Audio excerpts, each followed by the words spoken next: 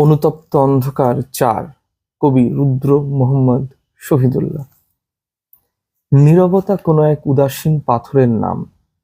অহল্যা সে কোনোদিন জানি আর হবে না জীবন।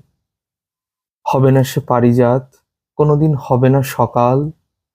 দিন আর নিশীথের সন্ধিক্ষণে থেকে যাবে জানি।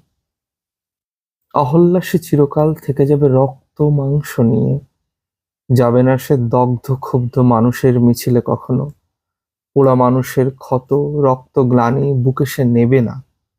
যাবে না সে জানি আর কোনোদিন সবুজ নিভৃতি।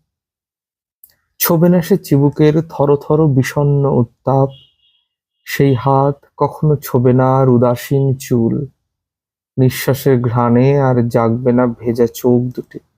নক্ষত্রের স্মৃতি শুধু বেঁচে রবে স্নায়ুর তিমিরে। হবে না বেহুলা জানি সে কখনো। গাঙুরের জলে ভাসবে না ভেলা তার। ভাসবে না স্বপ্নের সাহস। বেহুলার স্বপ্ন ভেলা কোনোদিন জলে ভাসবে না। নীরবতা কার নাম? কার নামে নির্বাসন জলে?